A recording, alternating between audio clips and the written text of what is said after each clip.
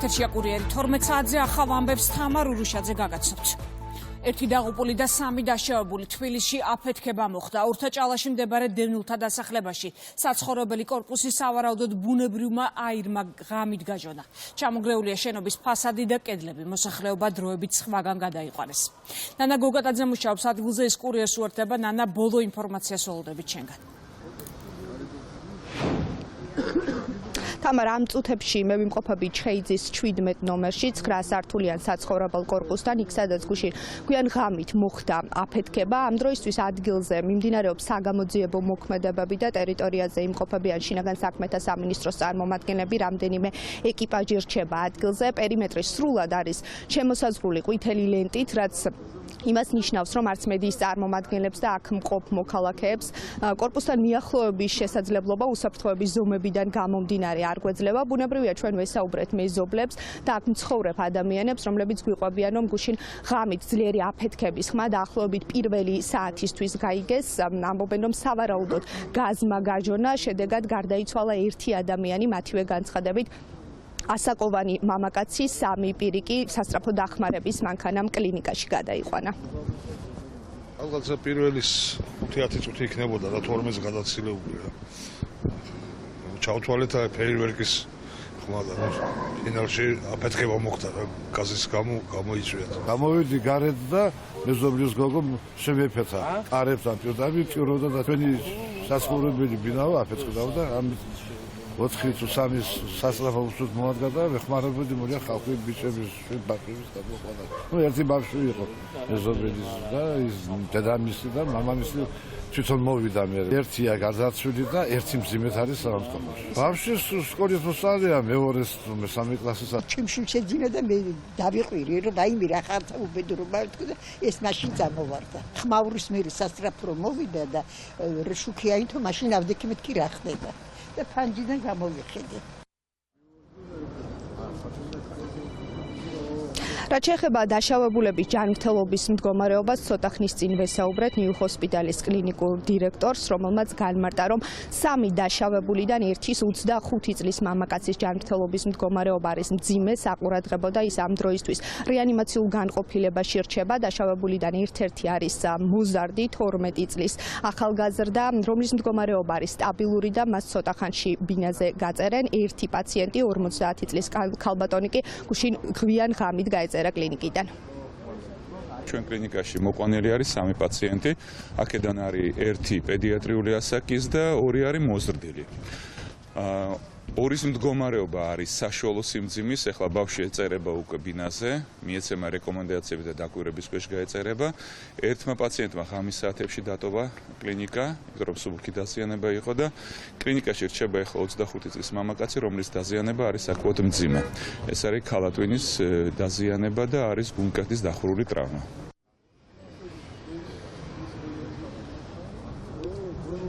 საცხოვრებელ კორპუსთან ამ დროისთვის მიმდინარეობს საგამოძიებო მოქმედებები. აქ მცხოვრები ადამიანები კი დროებით საცხოვრებლით არიან უკვე უზრუნველყოფილი. შინაგან საქმეთა სამინისტრომ გამოძიება დაიწყო 240 მუხლით, რაც სამთო, სამშენებლო ან სხვა სამუშაოების წარმოებისას უსაფრთხოების წესის დარღვევას გულისხმობს. მადლობა ნანა გოგატაძე საუბრობდა კურიერის პირდაპირ ეთერში. აფეთქება გვიან ღამით საცხოვრებელი კორპუსის 4 სართულზე მოხდა. დაშავებულები კლინიკაში გადაიყვანეს. ერთი დაზარალებულის მდგომარეობა შედარებით მძიმეა. კლინიკაში გადაყვანილები ჯანდაცვის მინისტრმა და აფხაზეთის მთავრობის თავმჯდომარემ მოინახულეს. მანამდე კი მიხეილ სარჯოლაძე და ლევან გალობლიშვილის შემთხვევის ადგილზე იმყოფებოდნენ.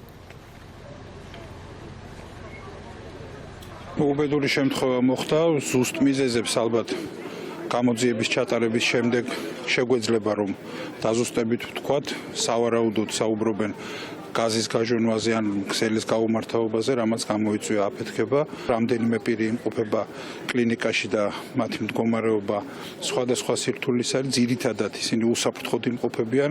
ერთ-ერთი პიროვნების შემთხვევაში ეს განსაკუთრებულად საყურადღებოა მდგომარეობა და ამაზე მიმდინარეობს, რა თქმა უნდა, ის ექიმის მეთვალყურეობის ქვეშ იმყოფება. საუბედუროდ ერთი ადამიანი გახლავთ გარდაცვლილი. დასახლებული ეს კორპუსი იყო არასრულად, რა თქმა უნდა, იყო ნაწილი ბინებისა, რომელიც შეიძლება დაკეტილი ყოფილიყო, რაღაც ნაწილი გაქირავებული იყო, ძირითადად მაცხოვრებლების რაოდენობა ალბათ რამდენიმე ათეული გახლავთ. ვიმყოფებოდით საავადმყოფოში, სადაც მკურნალობას გადის 4 ადამიანი, მათ შორის ერთი ბავშვია, მისი მდგომარეობა სტაბილურია, კარგია, დამაკმაყოფილებელია. ერთი დროებით დევნილის ჯანმრთელობა შედარებით ძიმია, თუმცა ვიმედოვნებთ, რომ ყველაფერი კარგად დასრულდება. უკვე 1 საათია ბათუმის საქალაქო სასამართლო ბათუმელებისა და ნეტგაზეთის დამფუძნებლის საქმეზე მსჯელობს. დღევანდელ პროცესზე სასამართლომ მზია ამაღლობელისთვის აღკვეთის ღონისძიების შეფარდების საკითხი უნდა გადაწყვიტოს. ამაღლობელი 2 დღის წინ პოლიციელზე თავდასხმის ბრალდებით დააკავეს, მას პროკურატურამ ბრალი 353 პრიმა მოხდი წაუყენა. დეტალებს ანუკა ბუავა გვიყვება, ანუკა ეთერში ხარ.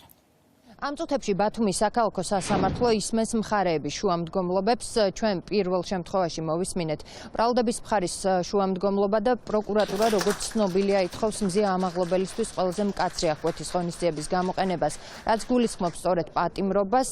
სახელმწიფო ბრალდებამ დღეს ისაუბრა დანაშაულის შინაარსთან დაკავშირებით. ისინი ამბობენ და აქცენტს აკეთებენ იმ საფრთხეებზე, რომელიც შესაძლოა მზია ამაღლობელის გათავისუფლებას მოჰყვეს და ამ შემთხვევაში პროკურორები ამბობენ, რომ არსებობს მიმალვის, განმეორებითი დანაშაულის და მტკიცებულებების განადგურების საფრთხე. ამაზე დაყრდნობით დღეს სახელმწიფო ბრალდებას ხდომათა დარბაზში ითხოვდა სწორედ პატიმრობის გამოყენებას. მათ ისაუბრეს მზია ამაღლობელის ადმინისტრაციული წესით დაკავებასთან დაკავშირებითაც და მოიყვანეს მაგალითად ეს ფაქტი, რომ გაემყარებინათ საკუთარი შუამდგომლობა, მათ თქვეს ის, რომ ადმინისტრაციული პატიმრობიდან ხელწერილი საფუძველზე გათავისუფლების შემდეგ მზია ამაღლობელი თავს და ესხა პოლიციელს, რაც მიუთითებს კიდევ ერთხელ იმას, რომ არსებობს საფრთხე და რისკი, რომ მან განმეორებითი დანაშაული ჩაიდინოს. ამ პოზიციას არ დაეთანხმას ხდომათა დარბაზში დაცვის მხარე. ადვოკატები ამ წუთებშიც აცნობენ საკუთარ შუამდგომლობას მოსამართლეს და ისინი ამბობენ, რომ ნაკლებად მკაცრი აღკვეთის ღონისძიების გამოყენებას ითხოვენ მზია ამაღლობელის მისამართით და ეს გულისხმობს გირაოს სანაცვლოდ მის გათავისუფლებას. გირაოს ოდენობად კი ადვოკატებმა 100,000 ლარი დაასახელეს. მათ თქვეს ის, რომ ამის უზრუნველყოფას დაცვის მხარე და ასევე ბრალდებული მოახერხებენ უძრავი ქონების საშუალებით და შესაბამისი მტკიცებულება უძრავი ქონების შეფასების დოკუმენტი მათი თქმით საქმის მასალებში ცდებს. ალტერნატივა ღონისძიებას თავადაც სასამართლოს ეს არის არასაკუთრებო ღონისძიება გირაო 100,000 ლარის და სასამართლო თავისუფლების განსაზღვროს თავადებით ხარხას, ესეც არის პრობლემა, რომ უძრავი ქონება მოხსენებულებაც ამოგენა და ამ უძრავი ქონებით შეუძლებთ მის უზრუნველყოფას. მიმალვა ახალი დანაშაულის ჩადენა, მტკიცებულებების განადგურება, არანაირი საფრთხე არ არსებობს. არანაირი მიზანშეწონილება არ არსებობს იმის, რომ გამოყენებული იქნეს ყველაზე მკაცრი აღკვეთის ღონისძიება პატიმრობით.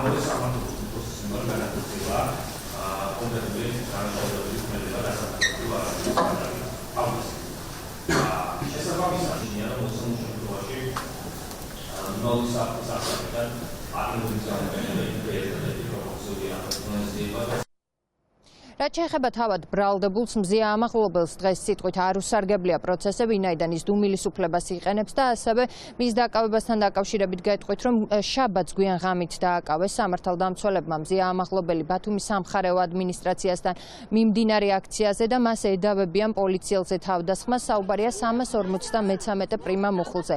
ამ შემთხვევაში კი მზია ამაღლობელს ედავებიან ბათუმის პოლიციის უფროსზე ირაკლი გებუაძეზე ფიზიკურ თავდასხმას, რომელსაც ადგილი ჰქონდა სამხარეო ადმინისტრაციასთან. ასევე გეტყვით იმასაც, რომ ეს ფაქტი მოხდა მას შემდეგ, რაც მზია ამაღლობელი ადმინისტრაციული პატიმრობიდან ხელწერილი საფუძველზე იყო გათავისუფლებული. ის ამავე აქციაზე დააკავეს ასევე შაბათ დღეს. მადლობა ანუკა ბუავა საუბრობდა კურიერის პირდაპირ ეთერში. რესტორან ბაბილოსთან დაკავებული ნუცა მახარაძე სასამართლომ 3000 ლარი დააჯარიმა და გაათავისუფლა. მეორე დაკავებულს შაკო მაღრაძეს კი მოსამართლემ 12 დღიანი ადმინისტრაციული პატიმრობა შეუფარდა. მათ სრულმან ხულიგნობას და დაუმორჩილებლობას ედაობიან. მოსამართლემ 300 ლარი დააჯარიმა მათი ადვოკატებიც, რომელთაც სხდომათა დარბაზი პროტესტის ნიშნად დატოვეს. 12 იანვარს თბილისში რესტორან ბაბილოსთან მიმდინარე საპროტესტო აქციაზე პოლიციამ ადმინისტრაციული წესით 9 პირი დააკავა. არ მქონდა დიდი იმედი, თუმცა იმდენად აბსურდულია ბრალდება, რითიც დამაკავეს და მე რის გამოც მიდიოდა, ასე ვთქვათ, რაზეც მიდიოდა განხილვა პროცესზე და იმდენად ჩემი ბრალეულობა მართლაც მოწმებაც აქ დაადასტურეს, ვინც ჩემთან ერთად იმყოფებოდა, არის აბსურდული და არც ერთ ამ კომპონენტში ბრალი არ მიმიწვის, რომ ეს 3000 ლარიანი ჯარიმაც, როგორ ვთქვათ, უკანონოა. თბილისში ევროსაბჭოს საპარლამენტო ასამბლეის მონიტორინგის მისია იმყოფება. თანამომხსენებლები კლოდ კერნი, ედიტ ესტრელა დღეიდან შეხვედრებს იწყებენ. ევროსაბჭოს პრეს-რელიზში ნათქვამია, რომ ვიზიტის მიზანია შეფასდეს, როგორ ასრულებს ვალდებულებებს საქართველო, როგორც ევროპის საბჭოს წევრი. ამავე ინფორმაციით ეს არის რეგულარული მონიტორინგის ვიზიტი და ის არ უნდა განიხილებოდეს, როგორც პოლიტიკური მხარდაჭერა ლეგიტიმურობის ან იმ თანამოსაუბრეების შეხედულებების მიმართ, რომლებსაც თანამომხსენებლები შეხვდებიან. მირიან გოგოძე მუშაობს თემაზე, ის დეტალებს მოგვიყვება, მირიან გისმენთ.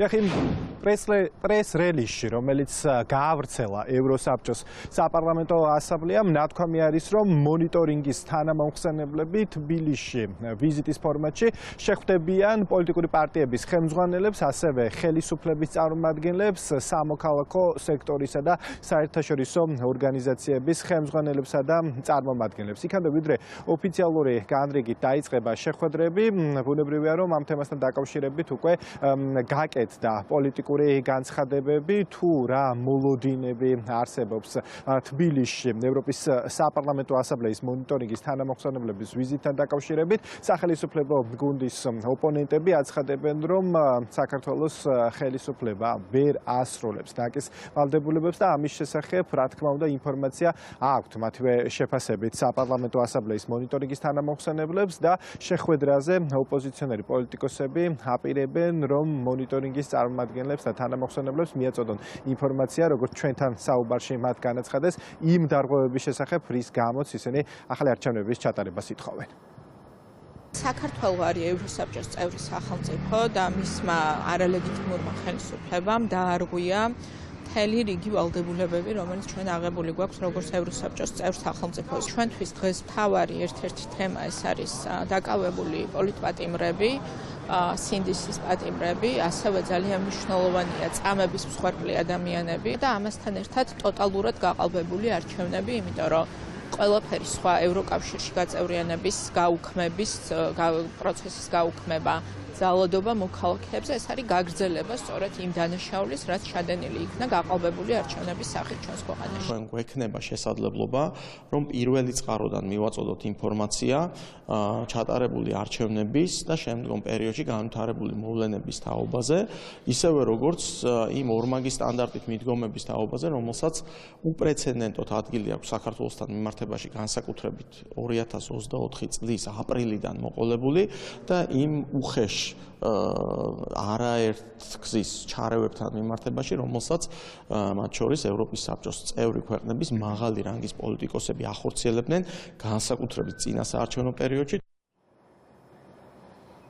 და ევროსაბჭოს საპარლამენტო ასამბლეის მონიტორინგის თანამომხსენებლები თბილისში შეხვდებიან ოპოზიციური პარტიების წარმომადგენლებს, ასევე დაგეგმილია შეხვედრა მართველი გუნდის წარმომადგენლებთან, რომლებიც აცხადებენ, რომ ამ შეხვედრას ისინი გამოიყენებენ იმისათვის, რომ პირადად გააცნონ ვითარება თუ რა ვითარებაში წარიმართა საქართველოში წინა საარჩევნო გარემო და ასევე ისაუბრონ იმ პოლიტიკურ მოცემულობაზე, რომელიც არჩევნების შემდეგ არის საქართველოში და შესაბამისად მმართველი გუნდის წარმომადგენლების განცხადებით ისინი ასევე ევროსაბჭოს საპარლამენტო ასამბლეის მონიტორინგის თანამოხსენებლებს მიაწოდებენ ინფორმაციას იმის შესახებ თუ როგორ ხორციელდებოდა ჩარევები მათ შორის ევროსაბჭოს წევრი ქვეყნების წარმომადგენლების მხრიდან. დღეიდან უკვე იწყება ევროსაბჭოს საპარლამენტო ასამბლეის მონიტორინგის თანამოხსენებლების კლოდ კერნისა და ელიტ ესტრელას ოფიციალური ვიზიტი საქართველოს დედაქალაქში. ისინი 16 იანვრის ჩათვლით დარჩებიან თბილისში და დღეს შუა დღეს დაგეგმილია შეხვედრა სამოქალაქო სექტორის წარმომადგენლებთან. მადლობა. ვიზიტის შესახებ მირიან გორგოძე საუბრობდა კურიერის პირდაპირ ეთერში. მმართველი გუნდი შტატებთან ურთიერთობების გადატვირთვას ელოდება. ქართულ ოცნებაში იმ ფაქტორებზე საუბრობენ, რაც მათ მოლოდინს განაპირობებს. მმართველი პარტიის წევრების განცხადებით მთავარი ქვეყნის ინტერესებია. თუ კი ბატონი დონალდ ტრამპი მოახერხებს დიპ სტეიტის დამარცხებას, იმას, რასაც ის საუბრობდა მთელი წინასაარჩევნო პერიოდის განმავლობაში, ბუნებრივია, ჩვენთვისაც ეს იქნება ძალიან კარგი და მთავარი საკითხები რაც არის ის, რომ LGBT პროპაგანდასთან დაკავშირებით ჩვენ საერთო აზრი გაგვაჩნია დაოჯახურ ღირებულებებთან დაკავშირებით, ის რომ ომის დასრულების დაპირება, წინასაარჩევნო დაპირება იყო და რაც უფრო მალე დასრულდება ომი, მით უფრო წნეხიდან გათავისუფლდება ჩვენი ქვეყანა. ეს არის ის საკითხები და არა მხოლოდ ესენი, რომელიც ჩვენ იმედს გვაძლევს, რომ ტრამპის ადმინისტრაციის პირობებში საქართველოს ცოტას ამოისუნთქავს. როგორც 3000 წელი საქართველოს და ქართველები ვიყავით პირველები, ვინც ფიქრობდით ჩვენს ერზე, ჩვენს ქვეყანაზე, ჩვენს სახელმწიფოზე, ასე იქნება მომავალი 3000 წელიც. ჩვენს ნაცვლად ამ ქვეყანაზე არავინ არ იფიქრებს. ჩვენს ნაცვლად ამ ქვეყნის ინტერესებს არავინ არ დაიცავს. ამიტომ არსებობს სხვადასხვა სახელმწიფოები, რომ არსებობს სხვადასხვა ინტერესები. ერთი რამე უნდა ვიცოდეთ, ჩვენ უნდა გავაცნობიეროთ რა არის ჩვენი ინტერესი, მივყვეთ ჩვენ ინტერესს და როდესაც ქართველი ადამიანი წაყოლია საკუთარი ქვეყნის ინტერესს, საერთოდ ჩვენს ქვეყანას და ჩვენს ერს ყოველთვის გაუმარჯვია. 14 იანვარს საქართველოში სახელმწიფო დროშის დღე აღინიშნება. დროშის აღმართვის ცერემონია გაიმართა შინაგან საქმეთა სამინისტროს სხვადასხვა დანაყოფში. თარიღი აღნიშნავს თავდაცვის ძალების ქვედანაყოფებშიც. თავდაცვის ძალების სამხედრო მოსამსახურეებმა სახელმწიფო ჰიმნის ფონზე საქართველოს დროშების საზეიმოდ აღმართეს.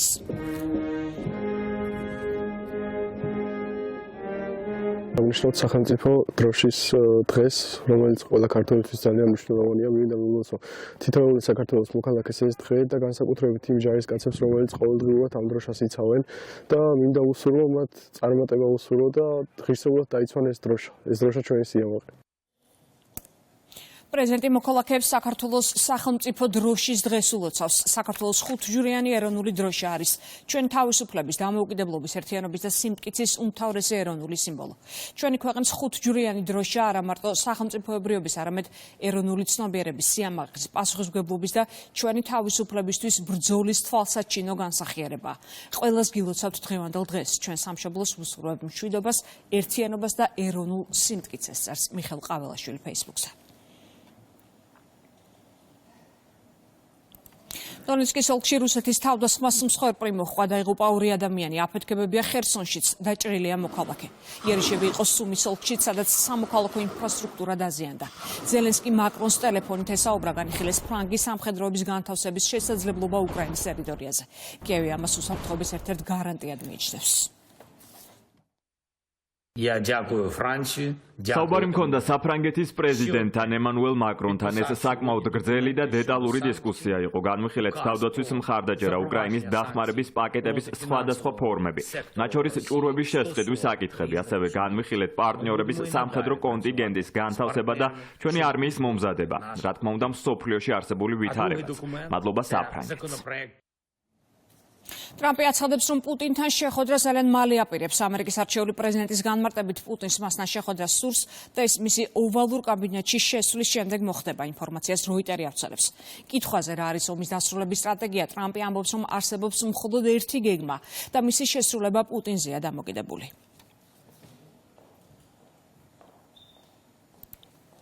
ბაიდენის სახელმწიფო დეპარტამენტში საგარეო პოლიტიკის შესახებ ბოლო მოხსენება ჰქონდა. მოქმედი პრეზიდენტის განცხადებით უკრაინაში შეჭრის შემდეგ პუტინს ეგონა, რომ რამდენიმე დღეში კიევში იქნებოდა, თუმცა ეს ვერ შეძლო.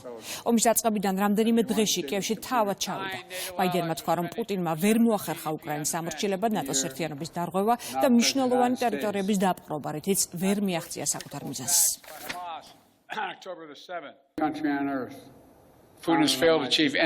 როდესაც პუტინი უკრაინაში შეიჭრა, ფიქრობდა, რომ კიევს რამდენიმე დღეში აიღებდა. სინამდვილეში ომის დაწყების შემდეგ კიევის ცენტრში მე ვიყავი და არა ის.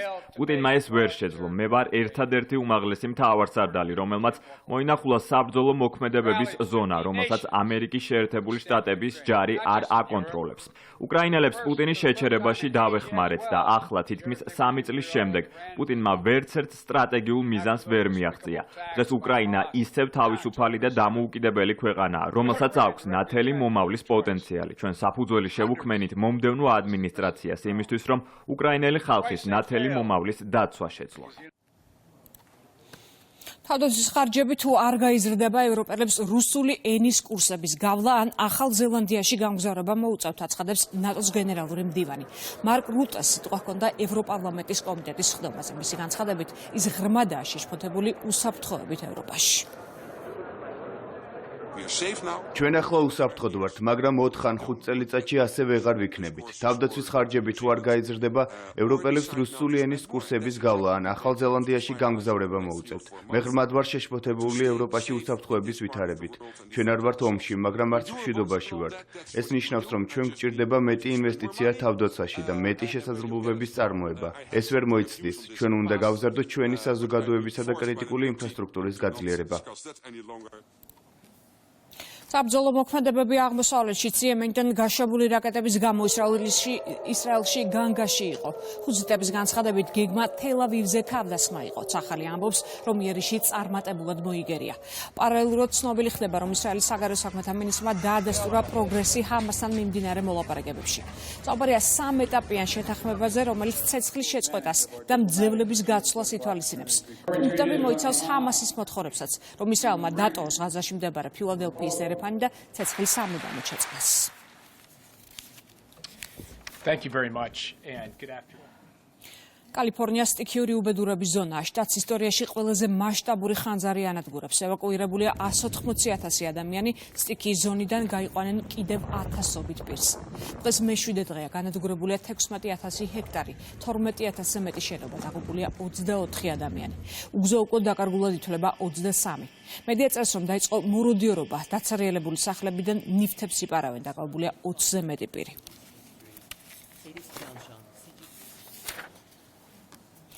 კოდერძი პირველ ადგილზე ევროპის ზამთრის კურორტებში. რეიტინგს სამოგზაურო პლატფორმა ევროპის საუკეთესო მიმართულებები აქვეყნებს.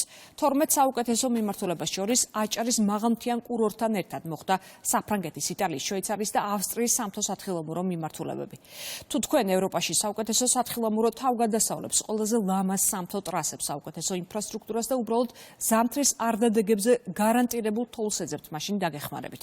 აღმოაჩინეთ აჭარის რეგიონში უმაღლესი ხარისხის კურორტი გოდერძი, რომელიც წელს ევროპის ყველაზე ცნობილ კურორტებზე წინ დასახელდა, წერს გამოცემა.